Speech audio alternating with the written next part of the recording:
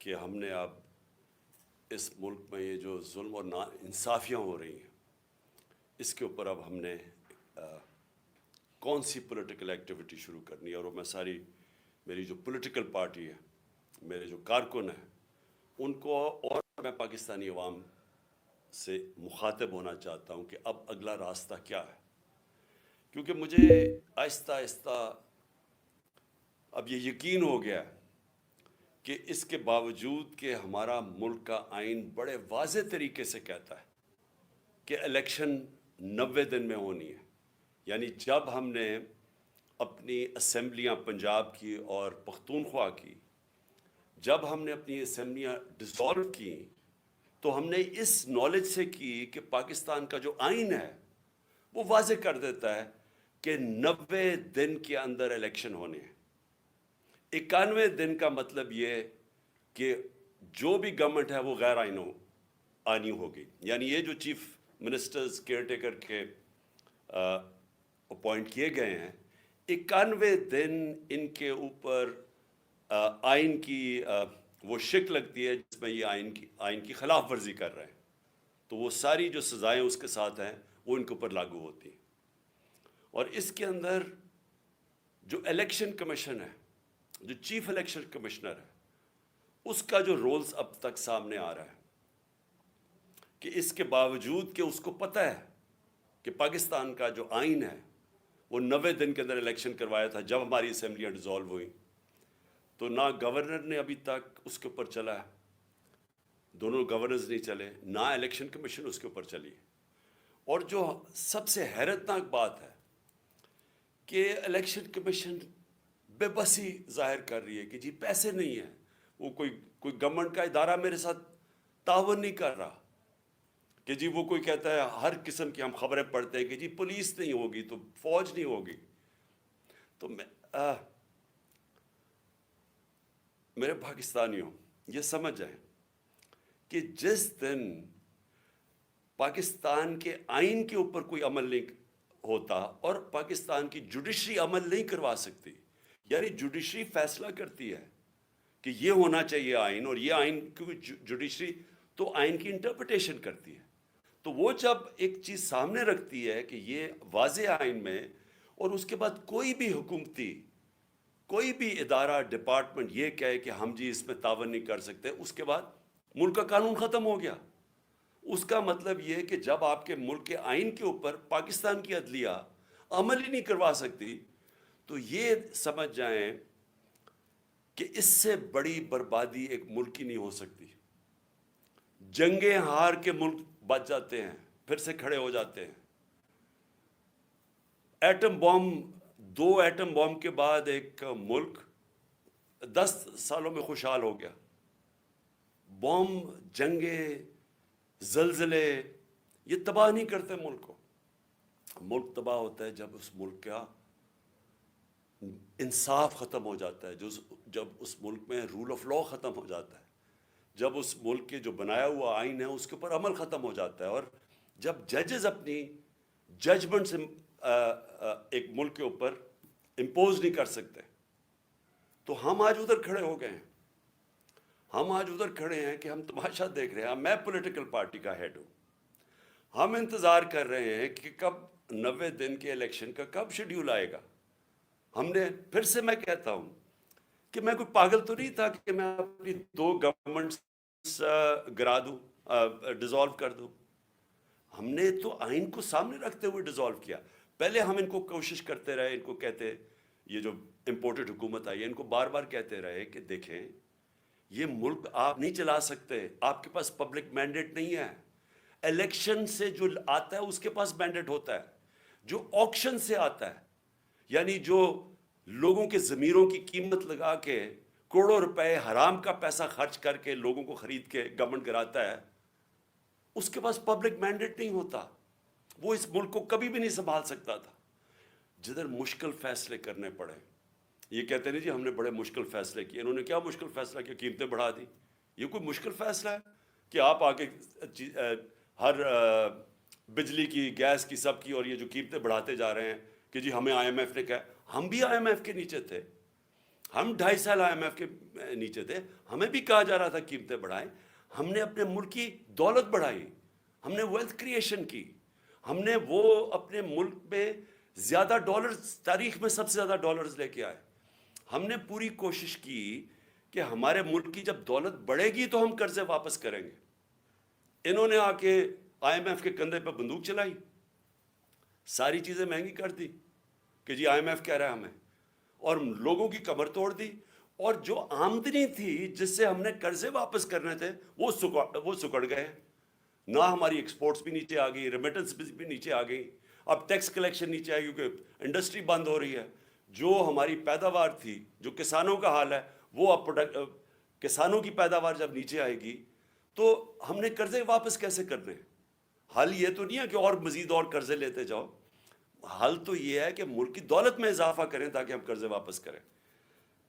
تو ان کے لیے جو مشکل اب ہے گورنمنٹ کے لیے, وہ ایک ہی تھی کہ کسی طرح یہ ملک میں ری اسٹرکچرنگ کروا دیتے. جو کرائسس آتا ہے اس کے اندر ہم ملک کے اندر اصلاحات کر دیتے, ہم اپنی آمدنی بڑھانے کے وہ سارا جو گورننس سسٹم ہے وہ چینج کر دیتے. وہ یہ اب کر نہیں سکتے کیونکہ ان کے پاس مینڈیٹ بھی نہیں ہے, نہ ان کے پاس صلاحیت ہے. لیکن میں آج اپنی قوم کے سامنے جو بات کہنا چاہتا ہوں کہ دیکھیں, اگر کسی کا خیال ہے, یہ میں پہلے بھی کہہ بیٹھا ہوں, کہ کوئی بڑا قابل, کوئی جینیس, کوئی اکانومسٹ دنیا سے باہر لے آئیں اور وہ ہمیں کوئی ایسی اکنامک پالیسی دے جس سے ملک اٹھ جائے گا, تو آپ کو سمجھنا چاہیے کہ اکنامک پالیسی ایک ملک کی انوائرمنٹ کے اندر بنائی جاتی ہے. یعنی ایک ماحول ہوتا ہے جس کے اندر اکنامک پالیسی امپلیمنٹ کی جاتی ہے, اور وہ اس کے اندر آپ کا گورننس سسٹم ہے, یعنی آپ کی گورنمنٹ کیسے چلتی ہے. سب سے اہم چیز ہوتی ہے رول آف لا.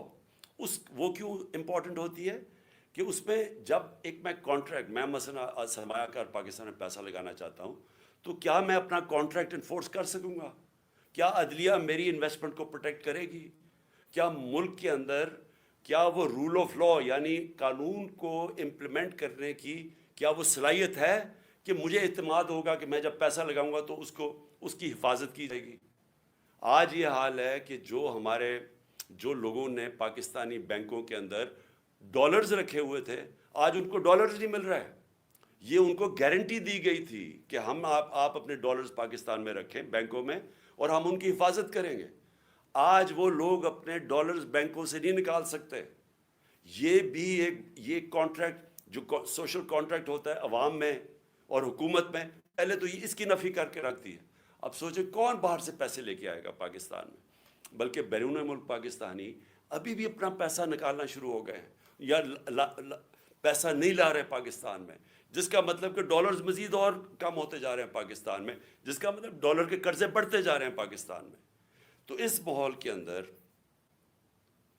یہ جو آج اتنی بڑی ہمارے آئین کی خلاف ورزی ہو رہی ہے کہ 90 دن سے یہ کوئی ان کی سوچ نہیں نظر آ رہی کہ 90 دن کے اندر الیکشن کروانا ہے, بلکہ پورا دباؤ رکھا جا رہا ہے, ہر ادارے کے اوپر دباؤ رکھا جا رہا ہے کہ کسی نہ کسی طرح یہ الیکشن کو کھینچے, کیونکہ یہ ساری جو پی ڈی ایم ہے یہ الیکشن سے بھاگ رہی ہے, ڈرتی ہے الیکشن لڑتے ہوئے. ان کو پھر سے میں کہتا ہوں, یہ الیکشن سے گورنمنٹ میں نہیں بیٹھے, آکشن سے بیٹھے ہوئے ہیں. یہ ڈرے ہوئے ہیں الیکشن ہوگا یہ ہار جائیں گے. لہٰذا اس کا مطلب یہ ہے کہ آئین کی خلاف ورزی ہو جائے لیکن الیکشن نہ. اور یا پھر یہ کوشش کر رہے ہیں جو میں نے بات شروع کی تھی کہ میں پارٹی کا ہیڈ ہوں, ہمیں ابھی تیاری ہونی چاہیے تھی الیکشن کیمپین کی, مجھے ابھی ٹکٹس فائنلائز کرنے چاہیے تھے لوگوں کے تاکہ وہ ہمارے سارے جو کینڈیڈیٹس اپنے حلقوں میں نکلیں, لیکن ابھی تک ہمیں ڈیٹ ہی نہیں مل رہی. اور یہ کدھر تک جائیں گے؟ کیا ان کا وہ خیال ہے جو انہوں نے کراچی میں کیا تھا کہ ڈیلے کرتے کرتے, ڈیٹس چینج کرتے کرتے آخر میں اتنا تھوڑا ٹائم دیا الیکشن سے پہلے کو کوئی کیمپین ہی نہیں کر سکا, کیونکہ یہ چاہتے تھے کہ ٹرن آؤٹ کم ہو.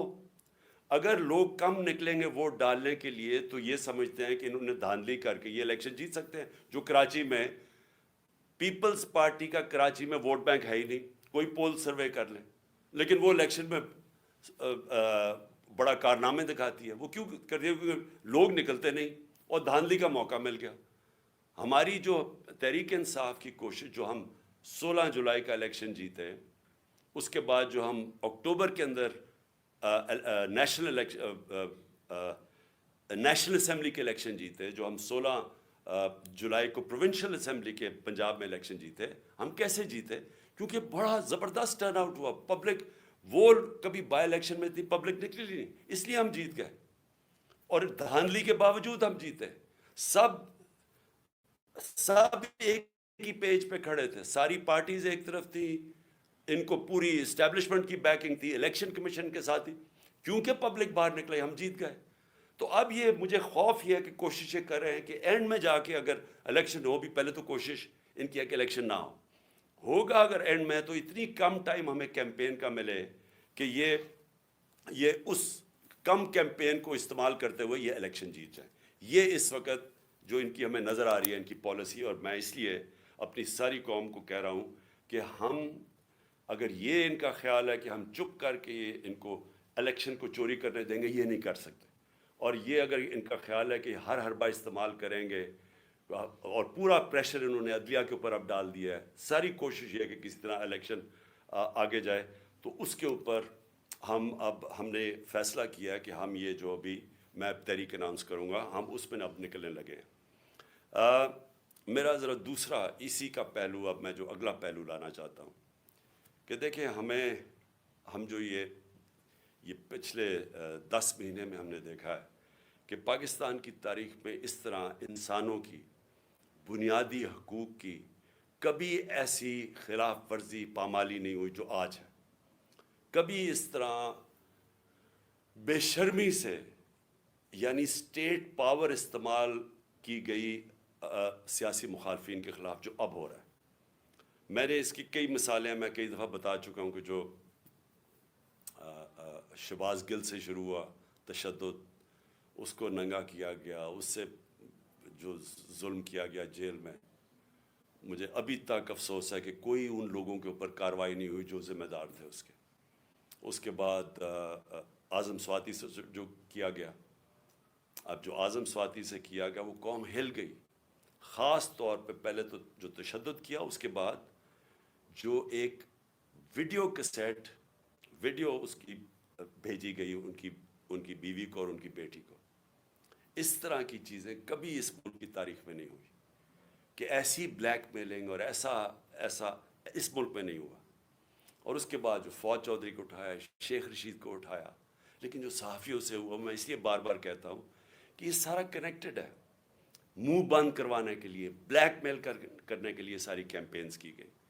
ارشد شریف سے جو ہوا ہے، یعنی میں ارشد شریف کا اس لیے کہتا ہوں کہ اس طرح کی تو ہم نے کبھی سوچا بھی نہیں، تصور بھی نہیں کیا تھا کہ اس طرح کے ایک پاکستان کے بہترین انویسٹیگیٹو جرنلسٹ سے جو اس کے اوپر ایف آئی آرز کاٹی گئی، اس کو ملک سے باہر پہ دھمکیاں دی گئیں، اور وہ دیکھیں اس کو کہ ایسا وہ ایک مجاہد جو کھڑا رہا، رائے حق پہ کھڑا رہا، اور پھر اس کو جو قتل کیا گیا کیریا میں۔ یعنی اس طرح کی میرے ہوتے ہوئے تو کوئی میں نے مثال نہیں دیکھی، حالانکہ میں نے جنرل مشرف کا مارشل لاء دیکھا، وہاں کبھی اس طرح کی حرکتیں نہیں ہوئی جو ان 10-11 مہینوں میں ہوئی۔ اور اس کے بعد میں اور بھی جمیل فاروقی وہ جا کے بتا رہے ہیں کیسے ننگا کیا گیا، ٹارچر، کتنے سوشل میڈیا کے ایکٹیوسٹ، ینگ لڑکیوں کو دھمکیاں، لڑکوں کو جنہوں نے اٹھایا اور اس کے بعد ان کو کسی سیف ہاؤس میں لے کے گئے، وہاں مار دھاڑ کر کے اس کو واپس لے آئے۔ اور اس سے یہ سوچا یہ جا رہا ہے کہ اس سے یہ کنٹرول کر لیں گے ملک کو، جس طرح ہم بھیڑ بکریاں ہمیں مار مور کے تو ہمیں ساروں کو کنٹرول کر لیں گے، یہ سارا ہو رہا ہے اس کے پیچھے۔ میں اس کے اوپر خاص توجہ ذرا دینا چاہتا ہوں کہ میری جو جے آئی ٹی ہے، میں یہ اس لیے آپ کے سامنے رکھ رہا ہوں کیونکہ میں یہ بار بار لوگوں کے سامنے اس چیز کو لے آیا ہوں۔ اس سے پہلے میں صرف کہنا چاہتا ہوں کہ 13 کی رات کو ایک ملتان کے اندر پیپرز درج کروانے کا جو ٹائم تھا، اس ایک انسیڈنٹ ہوتا ہے، نون لیگ کے اور تحریک انصاف کے کارکنوں میں کوئی تھوڑی جھڑپ ہوتی ہے۔ اسی دن رات کو نون لیگ کے کارکنوں کو کچھ نہیں کہا جاتا، ایک دو کے اوپر ایف آئی آر کاٹ دیتی، ان کو کچھ نہیں کہا جاتا۔ 20 تحریک انصاف کے کارکنوں کے گھروں میں اس دن ساری رات دو دو تین تین بجے گھروں میں گھسے، وہاں نہ چادر اور چار دیواری کی نہ انہوں نے پرواہ کی، جس طرح 25 مئی میں انہوں نے کیا ہمارے ساتھ، ایم پیز کے گھروں میں گھسے دو دو تین بجے۔ بھئی آپ پولیس ہیں، یہ پولیس سے یہ کام کروایا جا رہا ہے، تو لوگ پولیس سے نفرت کریں گے یا نہیں کریں گے؟ کون سی دنیا کی پولیس یہ کرتی ہے؟ ڈاکوؤں کی طرح لوگوں کے گھروں میں گھساتے ہیں 3 بجے، اور وہاں جا کے عورتوں کے سامنے، ان کی فیملیز کے سامنے وہاں خوف پھیلاتے ہیں اور ڈراتے ہیں، دھمکاتے ہیں، چیزیں توڑ کے چلے جاتے ہیں۔ یہ کون سی دنیا میں ہوتا ہے؟ اور کدھر ہے انسانوں کے؟ اور یہ کون ہے؟ یہ پولیٹیکل ورکرز ہیں۔ انہوں نے کون سا جرم کیا ہے کہ یہ جو 25 میں کون سا جرم کیا تھا کہ جو انہوں نے جس طرح کا ظلم کیا؟ اور آج دیکھیں کہ یہ جو کیئر ٹیکر گورنمنٹ جو ہوتی ہے نیوٹرل، اس کا مطلب ہوتا ہے کہ یہ بالکل غیر جانبدار ہوتی ہے۔ کیئر ٹیکر گورنمنٹ ایسی بٹھائیں جو ہمارے سخت مخالف، جس طرح یہ چیف منسٹر پنجاب کا بٹھایا ہوا ہے، اس کی چینل دیکھ لیں، یہ ہمارا بدترین مخالف ہے اور آصف زرداری کا بغل بچہ ہے، اس کو لا کے یہاں بٹھایا گیا۔ اور وہ آدمی جو کہ جس کا کردار مشکوک ہے، جس نے نیب میں سیٹلمنٹ کی ہوئی ہے، یعنی کرپشن کے اندر پیسے دیے ہوئے ہیں، اس کو اوپر لا کے بٹھا دیا۔ اس نے سارے وہ آفیسرز، ہم نے 23 آفیسرز کی لسٹ دی کہ انہوں نے ہمارے اوپر 25 مئی پہ تشدد کیا، ان میں سے 16 کو یہاں واپس لا کے بٹھا دیا اور اہم پوزیشنز پہ بٹھا دیا۔ اور انہوں نے پھر جو کیا ابھی سے آتے ساتھ ہی، یعنی ہمیں ہے کیئر ٹیکر گورنمنٹ جو ہم نے والنٹیرلی اپنی گورنمنٹس ڈیزالو کی، آنی چاہیے تھی کیئر ٹیکر جو نیوٹرل ہونی چاہیے تھی، ہمارے مخالفین کو اوپر بٹھا کے، اور وہ ہراساں ہو رہا ہے اس وقت۔ ہمارا علی سائی ہیں، میں ذرا ایک اور آپ کے مثال، علی سائی ہیں داماد چیف جسٹس پنجاب کے، لاہور ہائی کورٹ کے، اس کے اوپر پہلے کسی آدمی کو پکڑا، اس کو بند کیا، اس کے اوپر تشدد کیا، اس سے کیس بنایا اس کے خلاف، اور اب اس کو نیب میں بلایا جا رہا ہے۔ عثمان ڈار ہمارے وہاں سیالکوٹ کے جو ایم این اے کے ایسپرنٹ ہیں، ایک آدمی کو پکڑا، وہ حالانکہ اس کی کوئی پوزیشن نہیں تھی، اس کو پکڑا، اس کو کہا اس کے خلاف کیس بناؤ، تم سٹیٹمنٹ دو اس کے اگینسٹ، اس کو لے کے گئے، اس کو بند کیا، سیف ہاؤس میں بند کیا، اس کو پہلے مارا، دھمکایا، ننگا کیا، اس کے بعد کہا آپ کے بیوی بچوں سے ہم یہ کریں گے اگر آپ یہ نہیں کریں گے، اسے سٹیٹمنٹ سائن کروا لی۔ اور یہ صرف اور صرف کوشش ان کی کہ کسی نہ کسی طرح تحریک انصاف کو کمزور کیا جائے، ڈرایا دھمکایا جائے۔ اس وجہ سے میں وہ ابھی تحریک نفس کر رہا ہوں اس کے بعد کہ ان کا جو آپ کا شوق ہے انشاءاللہ ہم آپ کا شوق پورا کر دیں گے۔ لیکن جو افسوسناک چیز ہے، میں یہ صرف اپنے کارکنوں کو اس لیے بتانا چاہتا ہوں کہ ایک تو یہ کیا کرتے ہیں کہ ان کے اوپر ظلم کرتے ہیں لوگوں پہ، پھر اس کی کہانیاں آتی ہیں ہمارے لوگوں کے پاس کہ جی یہ آپ کے اوپر ظلم کیا گیا، تاکہ وہ باقی لوگ ڈر جائیں۔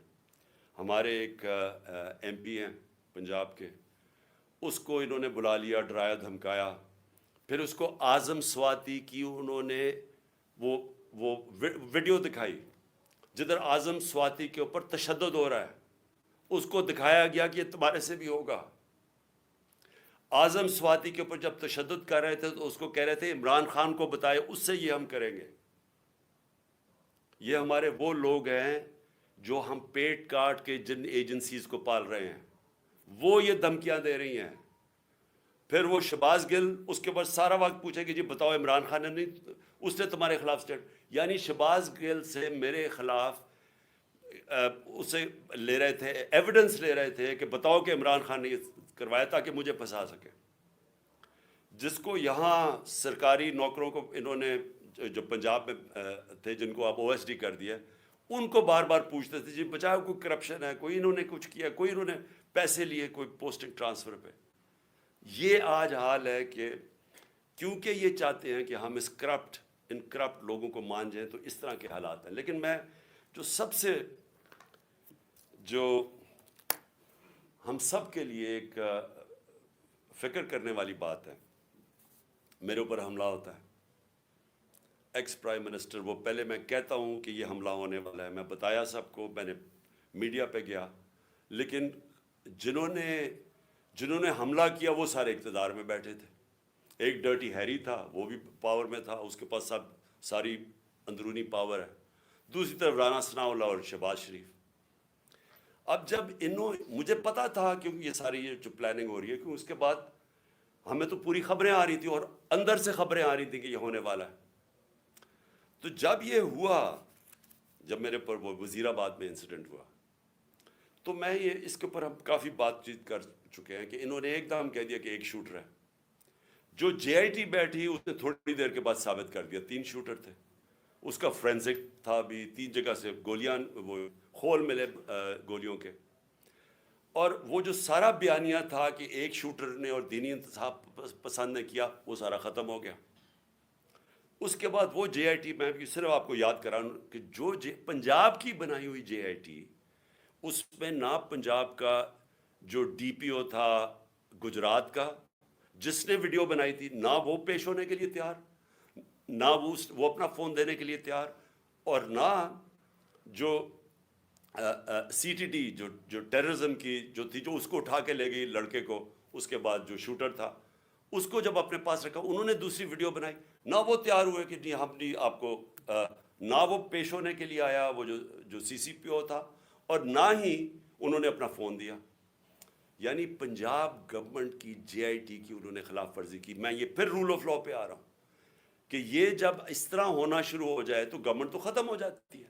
سٹنگ گورنمنٹ ایک تفتیش کر رہی ہے، جس پارٹی کی پاور میں ہے گورنمنٹ، اس پارٹی کے سربراہ کے اوپر قاتلانہ حملہ، اس کے اوپر پولیس والوں نے منع کر دیا.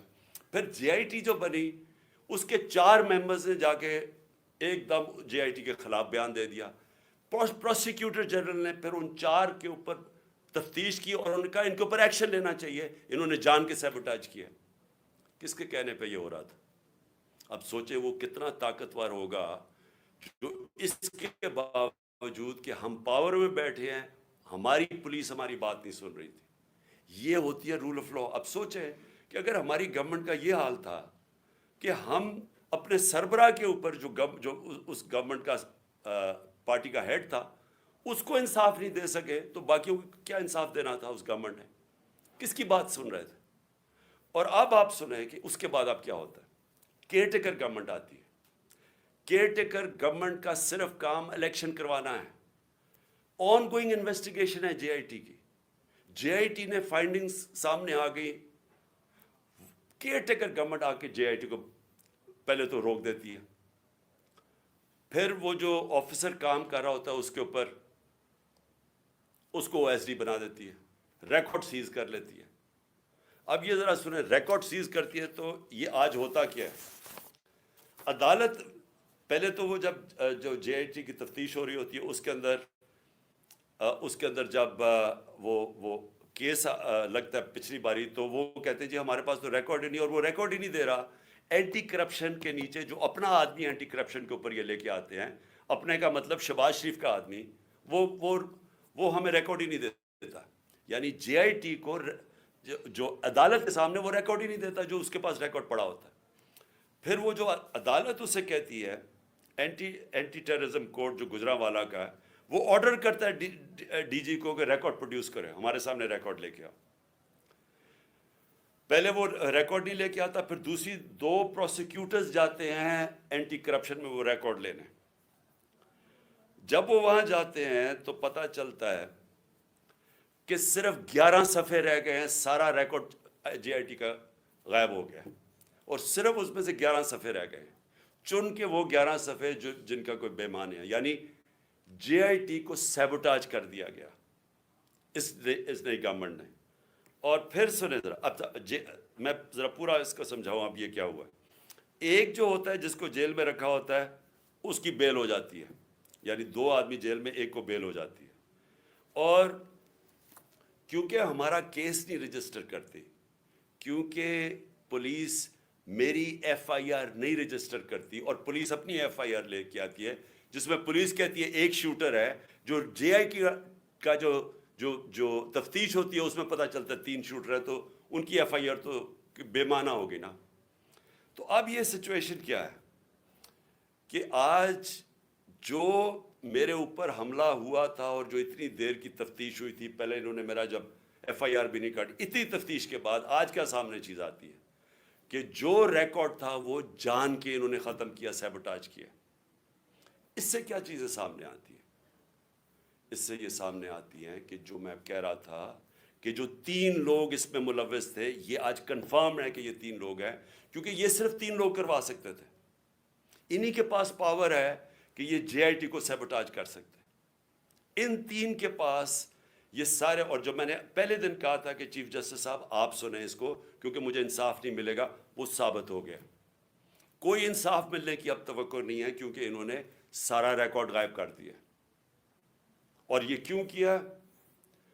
کیونکہ ان کو پتا تھا کہ انہوں نے پکڑے جانا ہے. اس میں یہ ساری کڑی انہی کی طرف جا رہی تھی.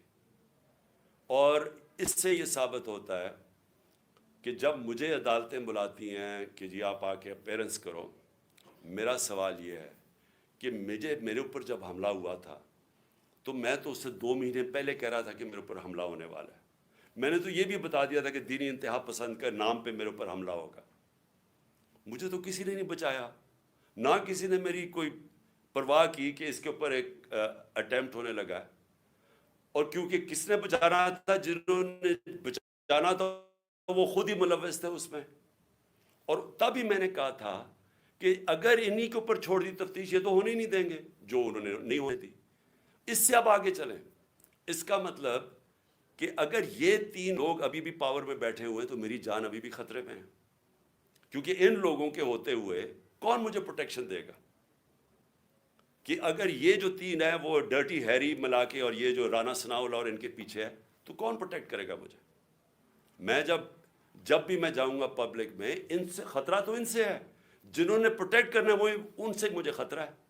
اور یہ ثابت ہوگی JIT سے. میں اگلی بات کرنا چاہتا ہوں بس آخر میں.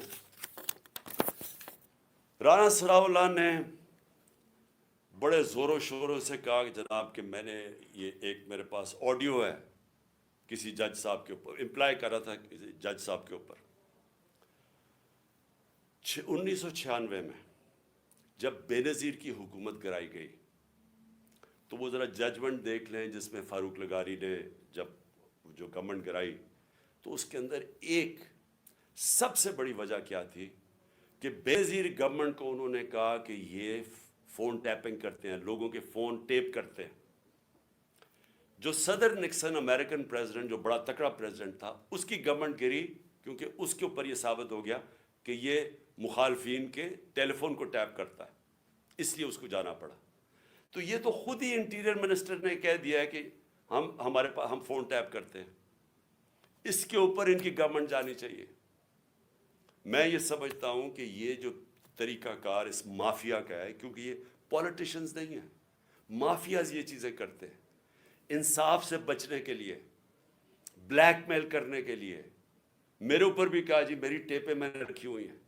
میں ایز پرائم منسٹر, میں نے عدالت میں بتایا ہوا ہے کہ میری پرائم منسٹر کی سیکیور لائن سے میری وہ مجھے انہوں نے ٹیپس بنائی ہوئی تھی, اور میری سیکیور لائن کے اوپر میرے پرنسپل سیکرٹری سے بات چیت انہوں نے ایجنسیز نے پبلک کر دی. تو اگر اس کے اوپر ایکشن نہیں لیا جائے گا, یعنی میں اب اپنی عدلیہ سے کہنا چاہتا ہوں کہ یہ تو ملک کو بالکل ہی, یعنی آپ پہلے تو یہ جو عدلیہ فیصلہ کرتی ہے اس پہ نہیں چلتے. فواد چودھری کو وہ ہائی کورٹ کے جج بلاتے گئے کہ ان کو پیش کرو میرے سامنے, اور IG لے کے اس کو اسلام آباد چلا گیا. بار بار ان کو کہا گیا, 3 دفعہ جج نے کہا کہ میری عدالت میں پیش کرو, وہ اسلام آباد چلا گیا. تو اگر آپ یہ کریں گے, پہلے تو ان کی ججمنٹس پہ نہیں مانیں گے, اور پھر اس کے بعد ان کو بلیک میل کرنے کے لیے یہ حرکتیں کریں گے, تو ملک میں قانون تو ختم ہو گیا. تو اس لیے یہ جنگ ہے پاکستان کی. یہ جو جنگ میں آپ کو حقیقی آزادی ہے کیا؟ حقیقی آزادی ان قوموں کو ملتی ہے جس ملک میں قانون کی حکمرانی ہوتی ہے, رول آف لا ہوتا ہے, جو لوگوں کے فنڈامنٹل رائٹس پروٹیکٹ ہوتے ہیں, جدھر انویسٹر سرمایہ کار ان کو اعتماد ہوتا ہے ایک سسٹم کے اوپر, وہ قومیں خوشحال ہوتی ہیں. تو جس قوم میں ججز کی ججمنٹ ہی نہیں ہو رہی, مجھے بتائیں کون سا انویسٹر آئے گا پاکستان میں؟ کون اس سسٹم کے اندر بلیو کرے گا کہ وہ جب یہ دیکھ رہا ہے کہ جج فیصلہ بھی کر دے تو اس کا کوئی مجھے فائدہ نہیں ہوگا، کون آئے گا انویسٹ کرنے؟ اور یہ سب سے بڑی وجہ یہ ہے کہ ہمارا ملک آگے نہیں بڑھ رہا۔ یہ جو آپ دیکھ رہے ہیں نا موجودہ حالات، یہ حالات تو ایک بیماری کے سمٹمز ہیں۔ یہ جب ایک پھوڑا نکلتا ہے تو کینسر کی وجہ سے نکلتا ہے، اندر سے تو کینسر ہو۔ یہ کینسر یہ ہے کہ یہاں قانون نہیں ہے یا انصاف نہیں ہے۔ اس کی کینسر کی وجہ سے قبضہ گروپ بھی پھر رہے ہیں پاکستان میں، کمزوروں کی زمینوں پہ قبضہ کرتے ہیں۔ اس کینسر کی وجہ سے طاقتور ڈاکو NRO لے لیتے ہیں، اربوں روپے کی اپنی کرپشن معاف کر دیتے ہیں، کمزور صرف جیلوں میں جاتا ہے کیونکہ انصاف نہیں ہے۔ یہ جنگ ساری حقیقی آزادی کی انصاف کے لیے، یہ جو 26 سال پہلے میں نے اپنی زندگی میں سفر شروع کیا تھا انصاف کی تحریک، یہ صرف اور صرف یہ مسئلہ ہے پاکستان کا۔ اس لیے آج ہم سب کو قانون کی حکمرانی کے ساتھ کھڑا ہونا چاہیے۔ یہ جو کر رہے ہیں، یہ جو مافیا اوپر بیٹھا ہوا ہے اور ان کو بٹھایا گیا، اس مافیا کے سامنے ہمیں کھڑا ہونا پڑے گا۔ میں اناؤنس کر رہا ہوں انشاءاللہ بدھ سے وینسڈے کو اپنی جیل بھرو تحریک۔ میں اپنی ساری پارٹی کو آج کہہ رہا ہوں کہ تیاری کریں۔ ہم نے شروع کرنا ہے لاہور سے، اور ہم پھر پاکستان کے بڑے بڑے ہر اگلے دن بڑے بڑے شہروں کے اندر ہم جیل بھرنے کی اپنی تحریک شروع کریں گے، جیل بھریں گے۔ ہم کیا بتانا کی کوشش کر رہے ہیں؟ ہم سب سے پہلے تو اپنی قوم کو یہ کہنا چاہتے ہیں کہ اب خوف کے بت کو توڑ دو۔ یہ جو ہم خوف کے سامنے جھکتے ہیں، میں ساروں کو بار بار وہ مثال دیتا ہوں کہ کوفہ کے لوگ سب جانتے تھے کہ حضرت امام حسین رائے حق پہ ہیں، لیکن یزید کے خوف کی وجہ سے نہیں مدد کرنے آئے، اور وہ آج تک جب تک دنیا رہے گی وہ پچھتائیں گے، ادھر کے لوگ پچھتائیں گے کیوں نہیں ہم کھڑے ہوئے۔ اور اسلام کی تاریخ کا سب سے بڑا سانیہ ہم نے ہونے دیا۔ وہی آج حالات ہیں۔ آج بھی پاکستان کے اندر ہم ڈرے، یہ ڈراتے ہیں ہمیں، جس طرح فرعون کی سے ڈر کے وہ سارے لوگ غلام بنے ہوئے تھے جب حضرت موسیٰ آئے اور انہوں نے کوئی اس کا سامنا کھڑا ہوا۔ آج بھی یہ کوئی آپ اپنے ذہن سے نکال دیں کہ یہ جو ہمیں ڈراتے ہیں نا کہ ہم آپ کو جیلوں میں ڈال دیں گے۔ اور میں خاص طور پہ وہ سارے لوگوں کا شکریہ ادا کرنا چاہتا ہوں جو جب ان کو پتہ چلتا ہے مجھے جیل میں ڈالنے آ رہے ہیں تو سارے یہاں آ جاتے ہیں، اور ساری رات میں ان کی آوازیں سنتا ہوں اور نعرے سنتا ہوں، تو میں ان کا شکریہ ادا کرنا چاہتا ہوں۔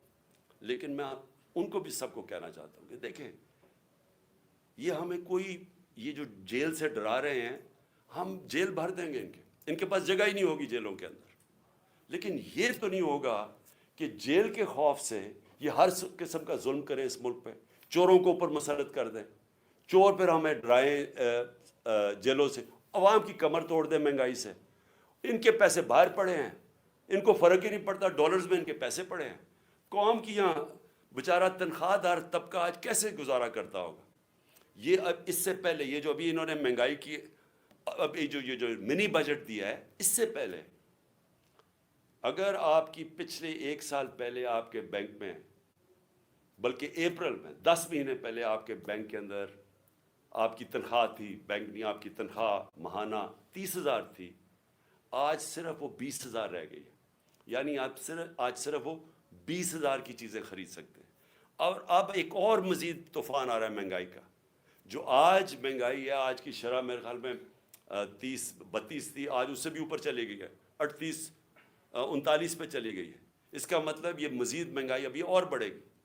تو ان کو تو فرق ہی نہیں پڑتا کیونکہ ان کے پیسے باہر پڑے ہیں، اور ڈالرز کا مطلب کہ ان کے پیسے پاکستان کے مقابلے میں اس میں اضافہ ہو رہا ہے دولت میں، کیونکہ ہمارا جس طرح روپے کی قیمت گرتی رہی اور مہنگائی بڑھتی جا رہی ہے تو روپیہ کم چیزیں خریدتا ہے، لیکن کیونکہ ڈالرز میں ہیں وہ ڈالر زیادہ چیزیں خریدتا ہے، تو ان کو کوئی نقصان نہیں ہو رہا۔ یہ جو ملک میں اس وقت عذاب آیا ہوا ہے مہنگائی کا، تو انشاءاللہ بدھ کو میں سب کو آج اپنی ساری قوم کو بھی، اپنی تحریک، اپنی پارٹی کو، سب کو کہہ رہا ہوں کہ ہم یہ شروع کریں گے، اور یہ سارے پاکستان کے اندر ہماری یہ تحریک جائے گی۔ پاکستان زندہ باد۔